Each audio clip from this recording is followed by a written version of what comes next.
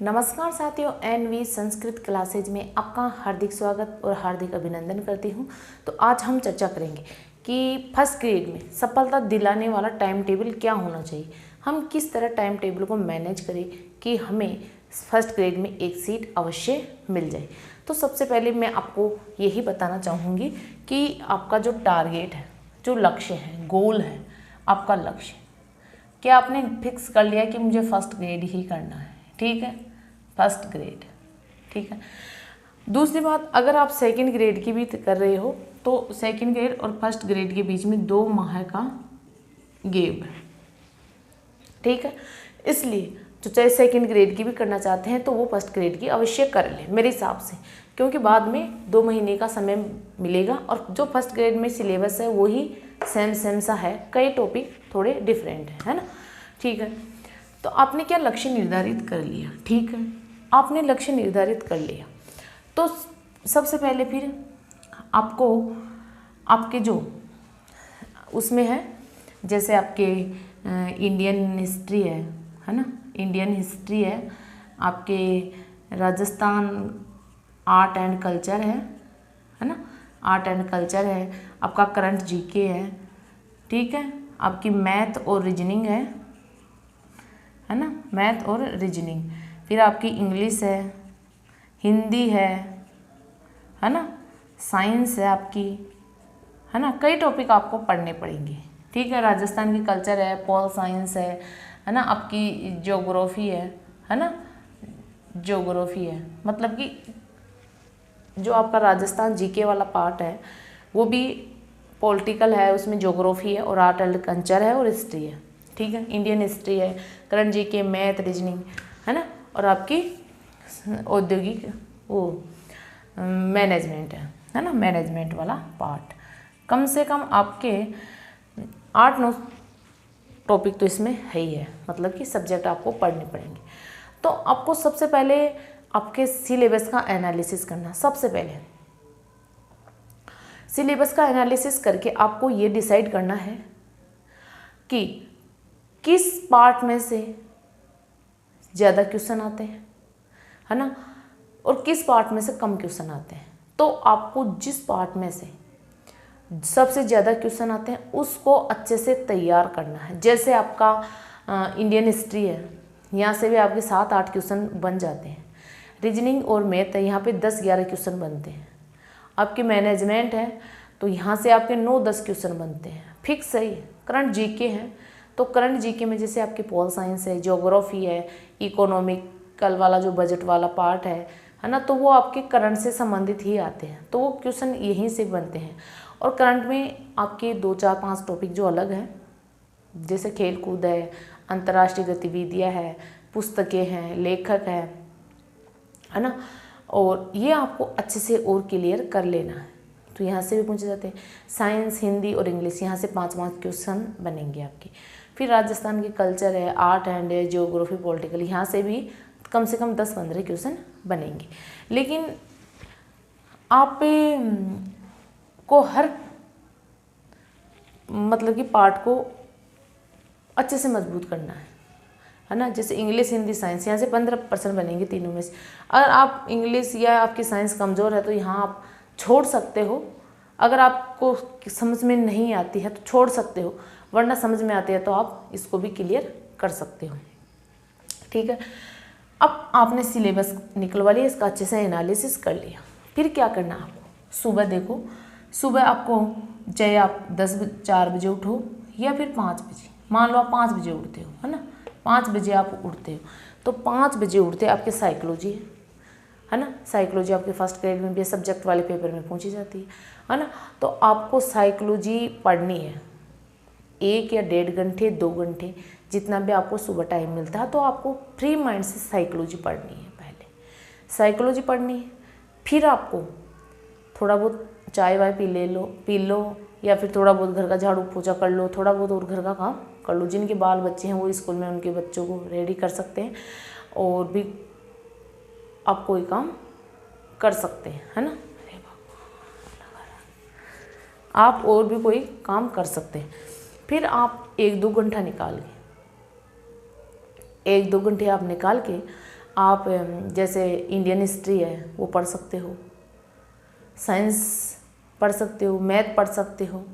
ये मैथ को तो आप जितनी प्रैक्टिस करोगे उतने आपके लिए बेस्ट रहेगी।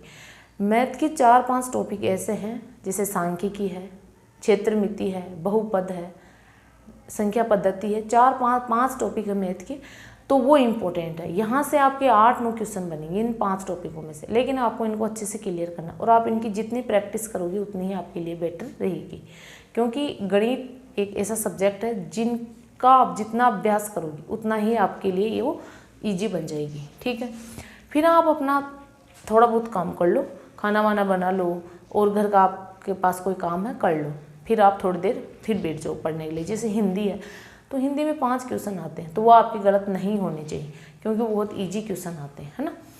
फिर आप 1-2 घंटे पढ़ लिए, फिर 1-2 घंटे आप रेस्ट कर लो। यानी जो आप घरेलू महिलाएं हैं तो वो काम करने के लिए बैठ जाती है, या जिनके बाल बच्चे हैं, जिनकी जॉइंट फैमिली है, तो उनमें भी इतना वो टाइम नहीं दे पाती है। लेकिन आपको एडजस्ट करना अपनी फैमिली वाले लोगों को कि हाँ मैं आपके लिए कर रही हूँ, पेमेंट पे आपको ही दूंगी, मतलब कि उनके थोड़े छड़ा के रखना उन लोगों को, है ना। फैमिली वालों को छड़ा के रखना है कि हाँ मैं जो आपकी सैलरी आएगी अगर मेरी जॉब लगती है तो मैं आपको दूंगी, है ना। मतलब कि उनसे थोड़ा मीठा बन के आपको अपना काम निकालना है। और अब अगर जिनकी फैमिली में नहीं बनते हैं, सास वगैरह है, जेठानी है, देवरानी है, नहीं बनती है, बाल बच्चे हैं, तो अपने पियर में भी उनको छोड़ सकती है, क्योंकि 3-4 महीने की बात है, तो आप वहाँ भी छोड़ सकते हो। ठीक है, फिर आप दिन में जीके वाला पार्ट तैयार कर लो, फिर जो सब्जेक्ट वाला पार्ट है वो आप रात को तैयार कर सकते हो। 2 घंटे 3 घंटे आप पढ़ सकते हो उसको, है ना। लेकिन आप वो चीज़ें पहले क्लियर करो जहाँ से क्वेश्चन ज़्यादा बनते हैं, जहाँ से क्वेश्चन कम बनते हैं उस पार्ट को आप छोड़ दो। ठीक है, और उस पार्ट को पहले तैयार करो जो थोड़ा कठिन है, आपको समझ में बिल्कुल नहीं आ रहा है, क्योंकि इजी वाला पार्ट तो आप 10-15 दिन में भी उनको क्लियर कर सकते हो। जो पढ़े हुए हैं उनको तो आप क्लियर कर सकते हो, लेकिन जो बिल्कुल ही आपके लिए नए हैं तो उनको आप अभी से क्लियर अच्छे से कर सकते हो। क्योंकि फिर बाद में महीने भर पहले, 20 दिन पहले, 15 दिन पहले इतनी हड़बड़ाहट हो जाती है कि फिर आप अपना आपा खो देते हो कि मुझे क्या करना चाहिए, क्या नहीं करना चाहिए। यानी जो याद होता है हमें वो चीज़ भी हम भूल जाते हैं। तो आपको ऐसा नहीं करना है, आपको बिल्कुल फ्रेश माइंड से पढ़ाई करनी है ना। और ये नहीं है कि मैं 1 दिन पढ़ रहा हूँ, 2 दिन पढ़ रहा हूँ, फिर रेस्ट कर रहा हूँ, मज़े कर रहा हूँ, ऐसे नहीं करना है। आपको बिल्कुल रेगुलरिटी रखनी है। अब आपकी, क्योंकि हर चीज़ पढ़ाई त्याग मांगती है, समर्पण मांगती है। आप जितने भी शादी समारोह हैं आप बिल्कुल मत जाइए, क्योंकि आप जिस दिन जिम के आते हो, शादी में जाते हो, तो वहाँ पे खूब दबा के खा के आते हो, और पक्का उस दिन आपकी पढ़ाई मिस होती है। 100% मैं बोलती हूँ, मैं बाकी ज़्यादा तो नहीं, लेकिन 95% गारंटी बच्चों की तो मैं बोलती हूँ, अगर वो शादी में जाते हैं, जिम के आते हैं, तो वो पढ़ते नहीं हैं उस दिन, क्योंकि वो इतना खा के आते हैं कि उनकी पढ़ने की इच्छा ही नहीं होती, उसको नींद आ जाती है ना। तो आपको ऐसा नहीं करना है। मतलब कि जब तक आपकी फर्स्ट ग्रेड की एग्ज़ाम जून में, तो अब आज से ही आप कसम खा लो कि आज से लेकर जब तक मेरी एग्ज़ाम होगी मैं कहीं भी शादी समारोह में नहीं जाऊंगा, जिम में नहीं जाऊंगा, और खाना बिल्कुल आधा कर दूंगा।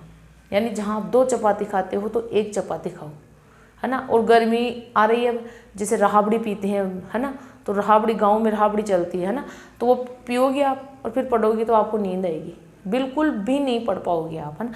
तो छाछ, दही, रहाबड़ी, इनसे थोड़ा परहेज करना, खाना पर इतना भी मत खाना कि आप नींद आपको सताए, क्योंकि रहाबड़ी एक ऐसी चीज़ है कि आप अगर थोड़ी सी बहुत उनको खा लेते हो ना, तो आपको नींद आधा घंटा 1 घंटे में तो नींद आना शुरू हो जाती है।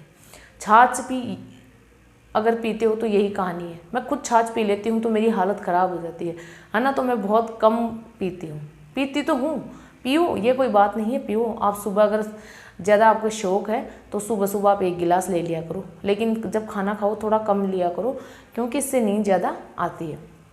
खाने को बिल्कुल आधा कर दो। जिम ने शादी समारोह में बहुत कम जाओ, यानी कोई जहाँ आपका जाना बहुत इमरजेंसी है वहीं जाओ, वरना बिल्कुल बंद कर दो। क्योंकि उस दिन आप चाव में, मतलब कि आधा 1-2 घंटे तो आप तैयार होने में लगाओगे, फिर जाओगे आओगे, मतलब कि 6-7 घंटे आपके वेस्ट हो जाते हैं। तो आपको ऐसा नहीं करना है, क्योंकि 2-3 महीने की बात है। अगर आप 6 महीने या 3 महीने ढंग से तैयारी कर लेते हो तो फिर आपको 60 साल तक मज़े करने होते हैं, है ना। लेकिन अगर जो बंदा 6 घंटे एक दिन में नहीं बैठ सकता है तो वो पूरी 60 साल तक उसकी ज़िंदगी रो रो के बीतती है। इसलिए आपको नहीं करना है, और जैसे जैसे मैं आपको बताई हूँ आपको वैसे वैसे फॉलो करना है, तो आप अपने लक्ष्य को ज़रूर प्राप्त कर लोगे। तो मिलते हैं अगले क्लास में। जय हिंद, जय भारत।